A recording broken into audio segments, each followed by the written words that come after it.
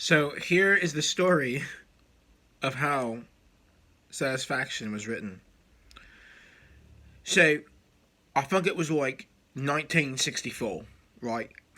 Now, at that time in 64, we had just been to the United States. I think it was the second or third, could have even been the fourth time. We was down in the South. We wasn't in Louisiana or Georgia or Alabama, though we had been there. We had been there in the spring, but now we was way down, way down in the South in Florida, right? And I was laying around. It was hot day, real hot. I was just laying around. Mick was swimming in the pool, you know? And I'm sitting there, and I'm going, I need to think of a new bloody song. Now, at this time, we had Andrew Loog. He was our manager, right? But he was back in, he was in Sussex or something, you know. He wasn't even in the United States. I think at that time, there was all sorts of controversies. The government, they wouldn't let certain people in, you know. Didn't matter who you was. It just wouldn't let you in for some weird reason. So anyways, Andrew Luke, he called us up a couple times and he's going, you know, you need to write a song. I'm getting tired. I want new riding boots for my horses. And I ain't got no bloody money, you know. So he calls us up. Or I don't know, you know. So anyways, I'm sitting there drinking a bottle of rum. Now, at that time in 64, they had this phenomenal rum they used to sell only in this specific area we was in with the tour in Florida, and very low south, deepest south possible Florida, right? So there I was. It was 2:30 in the morning, and I'm drinking this rum in deep south Florida. And I could smell the swamps, you know, I could smell everything about the United States. It was just, every time I got to the country, it got more and more interesting, more and more colorful. And of course, the night before, I had been, did you ever listen to the Ronettes? You know them? Famous, they was famous, black girl group. I had been with one of them the night before. She'd slept with me. I believe she had. Sometimes my memories get so foggy, you know. I mean, it's been a long time, right? So, anyways, mate. All of a sudden, I just get this idea coming to me: satisfaction. It was like a voice. It was like in my head, in my ear. Satisfaction. It was like a whispering person. Satisfaction. I throw open the bloody fucking window. I swear, 2 in the morning. Mick was swimming 2 in the morning. All right.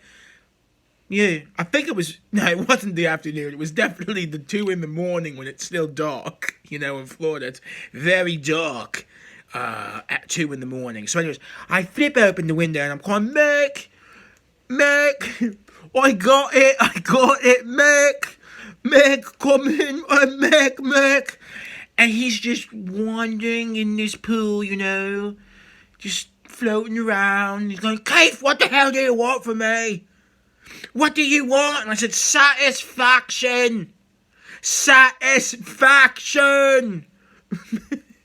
And he comes running. He says, a song? You got a song like Andrew Loog wants? A song? I says, yes, Mick, come quick. And he comes running, you know, he fell flat on his fucking miserable fucking English fucking face, you know, as he's running up the stairs because he's all fucking soaked, you know. I think he basically bare fucking nude Englishman right there, you know. And he comes flying in the door. I had a nice, beautiful sunburst acoustic guitar we was traveling around with. I never played it on the stage. We'd keep it in the trunk of the vehicles in which we was traveling in, right? I take it out, and that's what I said. I said, Mick, I got it. Here it is. This is it, Mick. This is our lives.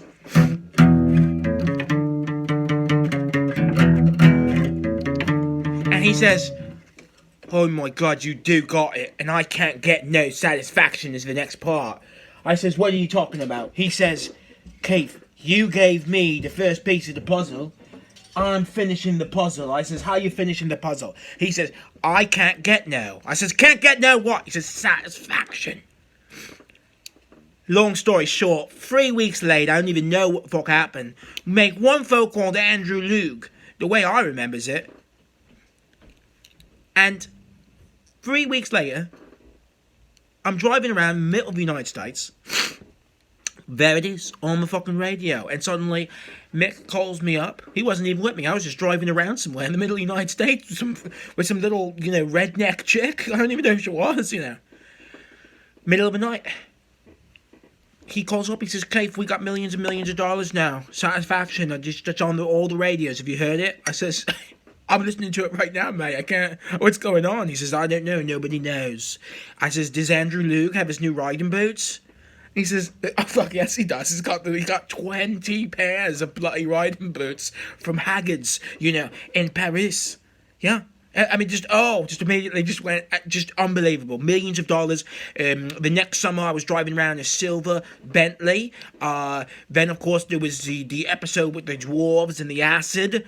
Then the next summer, it's just, and then there was Anita, and it was just unbelievable. It was just a dream.